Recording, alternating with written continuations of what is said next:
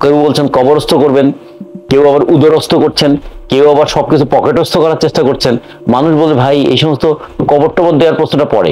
আগে আমরা যারা কবর থেকে উঠে আসতে চাই, আমরা একটু দ্রব্যমূল্যতা নিয়ন্ত্রণ করতে চাই, আমরা একটু সংসারটা ভালো করে চালাতে চাই, শ্রমিকরা একটু ন্যায্য মজুরি চায়, এই জায়গাগুলো একটু দেখেন না ভাই। সংবিধান কবরস্থ করার অর্থ সাংবিধানিক কোনো শব্দ তো নয়, পুরো দেশটাকে একটা অনিশ্চয়তার দিকে ঠেলে দেওয়া।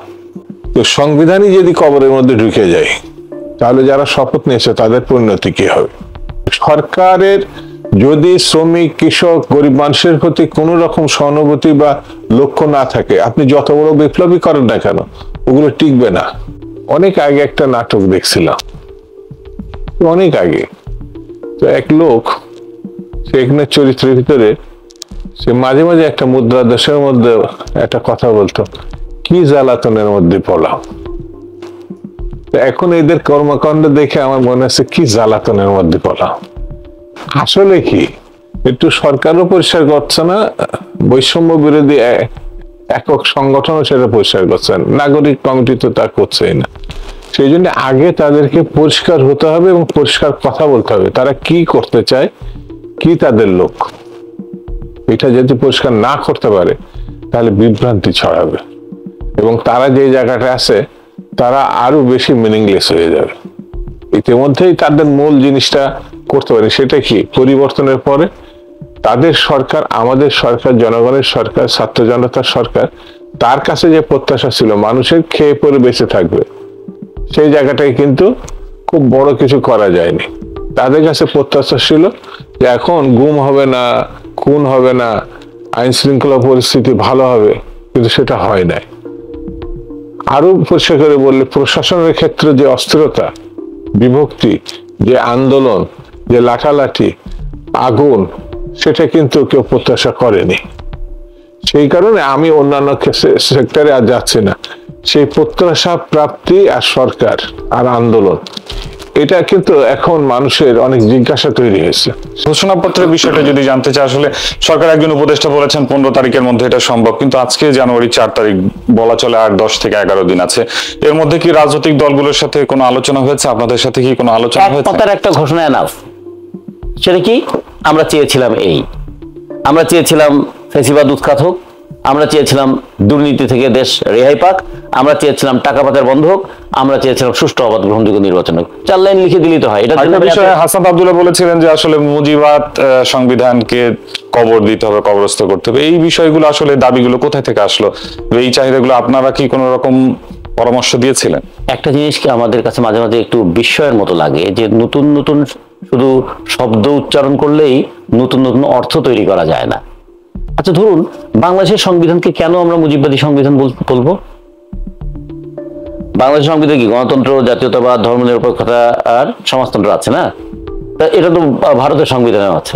ভারতের সংবিধানে কি মুজিববাদ? মানে তাদেরকে নিশ্চয়ই কেউ না কেউ পরামর্শ দেন, অথবা তারাও নিশ্চয়ই মাথা খাটিয়ে এগুলো বের করেন। এবং খেয়াল করে দেখবেন, আমাদের স্বাধীনতার পরে 72 সালে সংবিধান হলো, আর ভারতের সংবিধানে সমাজতন্ত্র এবং ধর্মনিরপেক্ষতা যুক্ত হলো 1976 সালে।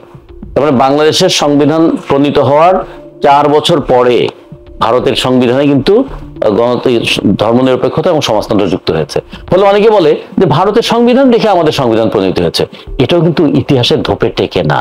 আমাদের ভবিষ্যৎ বাংলাদেশটার কোন লক্ষ্যে পরিচালিত হবে, সাম্য, মানবিক মর্যাদা, সামাজিক সুবিচার, এগুলো যে হলো, এগুলো কি কোনো কিছুর সঙ্গে মুজিবের চিন্তার সম্পর্ক আছে নাকি জনগণের আকাঙ্ক্ষার সম্পর্ক আছে? ফলে এই যে মুজিববাদী সংবিধানকে কবরস্থ করা হবে, এই কথাগুলোর মধ্যে না একটা অহমিকার ছাপ আছে। শুধু অনৈতিহাসিক নয়, এটা অহমিকার ছাপ। এবং যে জিনিসটা একটু খেয়াল রাখা উচিত, আওয়ামী লীগ ফ্যাসিস্ট হয়ে উঠেছিল একটা ফ্যাসিস্ট শাসকের, মানে তার দেহভঙ্গি থাকে, তার ভাষা প্রয়োগ থাকে, অন্যদেরকে তুচ্ছতাচ্ছিল্য করার প্রবণতা থাকে। সবচেয়ে বড় কথা, আমি যেটা বলছি এটাই শ্রেষ্ঠ, এর বাইরে আর কিছু নাই, এই ধরনের একটা মনন দ্বারা পরিচালিত হওয়া থাকে। আমরা সেখান থেকে কিন্তু মুক্ত হতে বোধহয় পারি নাই। সে কারণেই কেউ বলছেন কবরস্থ করবেন, কেউ আবার উদরস্থ করছেন, কেউ আবার সবকিছু পকেটস্থ করার চেষ্টা করছেন। মানুষ বলে ভাই এই সমস্ত কবর টবর দেওয়ার প্রশ্নটা পড়ে। আগে আমরা যারা কবর থেকে উঠে আসতে চাই, আমরা একটু দ্রব্যমূল্যতা নিয়ন্ত্রণ করতে চাই, আমরা একটু সংসারটা ভালো করে চালাতে চাই, শ্রমিকরা একটু ন্যায্য মজুরি চায়, এই জায়গাগুলো একটু দেখেন না ভাই। ধন্যবাদ। আবারও ফিরবো জনাব শামসুজ্জামান দুদু। আসলে এই মুজিববাদ সংবিধানে এরকম টার্ম আমরা কিন্তু আওয়ামী লীগ আমলে শুনিনি। আপনারাও কি এরকম কখনো কোনো রকম ব্যবহার করেছেন, কিংবা এই সংবিধানটা কবরস্থ করতে হবে এরকম বিষয়ে আপনাদের পরামর্শ কি আসলে বিএনপির পক্ষ থেকে? আমরা অবশ্যই এদের মধ্যে সংবিধান সভায় স্পষ্ট করে বলা হয়েছে দলের পক্ষ থেকে, সেটি হচ্ছে সংবিধানে কিছু অসঙ্গতি আছে, কিছু রূঢ়তা আছে, কিছু মানে একদলীয়করণ করার প্রবণতা আছে, এগুলো আছে। কিন্তু সংবিধান কবরস্থ করার অর্থ সাংবিধানিক কোনো শব্দ তো নাই, পুরো দেশটাকে একটা অনিশ্চয়তার দিকে ঠেলে দেওয়া।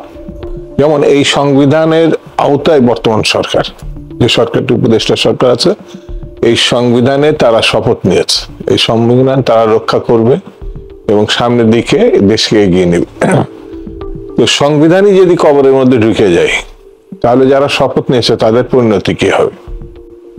কারণ এই সংবিধানের আওতায় গণঅভ্যুত্থানের পরে আজকে তারা কবরের কথা বলছে, তারাও কিন্তু এই সরকারের সমর্থক। সরকারের সমর্থক হলে তারা কিভাবে এই কথাটা বললো বা বলতে চাচ্ছে, এটা আমার কাছে বোধগম্য। এটা এক ধরনের ছেলে মানসিকতা আমার কাছে মনে হয়েছে।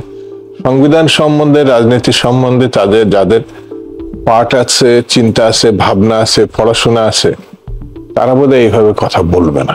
28 বছর পরে তারা যে সংশোধনীতে গেছে, মানে পাক ভারত যখন স্বাধীন হয়েছে তখন তো বাংলাদেশ ছিল না, ইস্ট পাকিস্তান, ওয়েস্ট পাকিস্তান আর ভারত। তো সেই কারণে এটা আমার কাছে মানে যুক্তির খাতিরে বলাই যায় যে ভারতের কাছে না। আর যে কোনো সংবিধান যদি গণতান্ত্রিক আয়তো, গণতান্ত্রিক দেশগুলো, ভারত বলে বলছে না, আমেরিকান ছোঁয়া থাকবে, ইউরোপের ছোঁয়া থাকবে।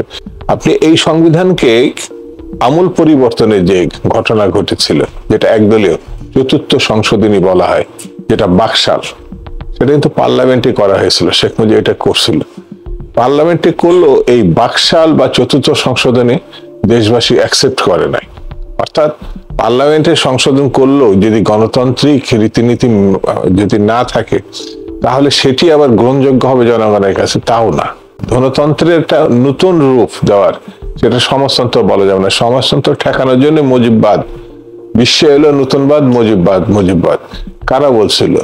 নূর আলম সিদ্দিকীর নেতৃত্বে যারা সরওয়ার্দীতে সম্মেলন করেছিল, আর ওখান থেকে বেরিয়ে বিশ্ব বৈজ্ঞানিক সমাজতন্ত্রের কথা, তারাও কার্ল মার্কস বা লেনিনের কথা বলেনি, সমাজতন্ত্রকে বৈজ্ঞানিক ধারায়, সেটা সে শাহজালাল আলম খান বা রব ভাই, এরা যেটা নিয়ে আসছেন, সারা পল্টনে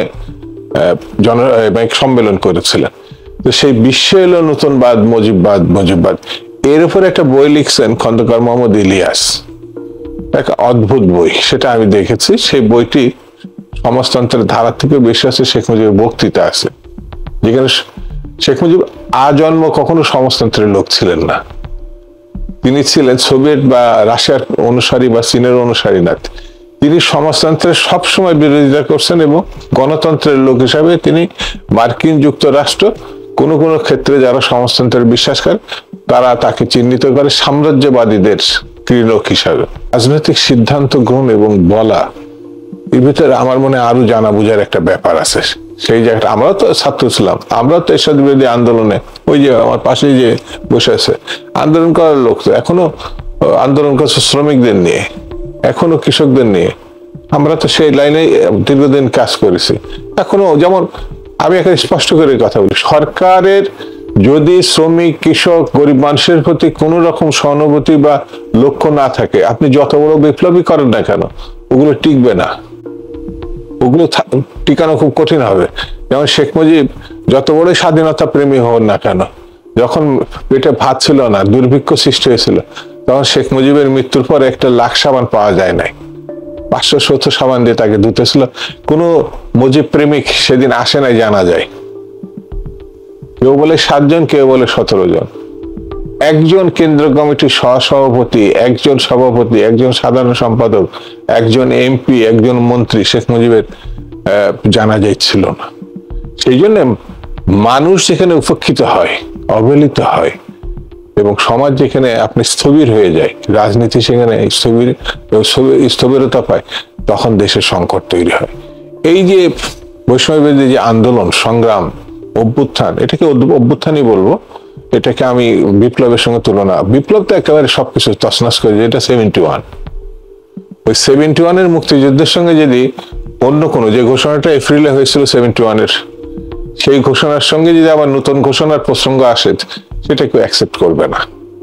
জি, ধন্যবাদ আপনাকে। জনাব রতন, আপনার কাছে একটু জানতে চাই, আসলে আমরা বলছি জাতীয় ঐক্যের কথা, সকল বিষয়ে জাতীয় ঐক্যের প্রয়োজন, নির্বাচন থেকে শুরু করে সংস্কার পর্যন্ত। তবে এই ঘোষণাপত্রের ইস্যুতে কতটুকু ঐক্যমতে পৌঁছেছে আসলে রাজনৈতিক দলগুলো?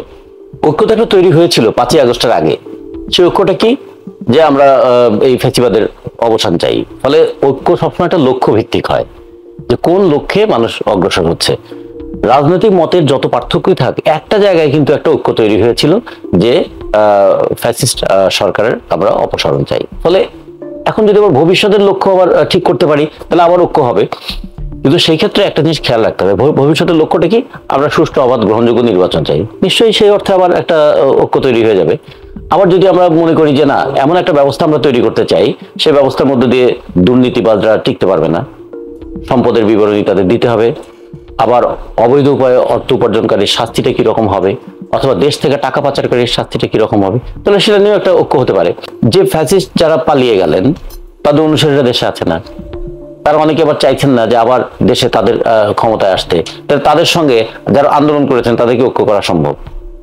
এখন একটা কথা বলা আছে না, যে ইনক্লুসিভ সোসাইটি চাই। আচ্ছা, শোষক এবং শোষিতের মধ্যে কি ইনক্লুসিভ হবে? হবে না তো। তাহলে এই ধরনের কিছু কথা আছে, সেগুলো হচ্ছে কথাগুলো শুনতে ভালো, কিন্তু কথাগুলোকে বাস্তবায়ন করা খুবই দুঃসাধ্য। কারণ লক্ষ্য ভিন্ন, ফলে ঐক্যের জায়গাটাও ভিন্ন। খুঁজে বের করতে হবে কোন জায়গায় আমাদের একটা লক্ষ্যের একটা একতা আছে।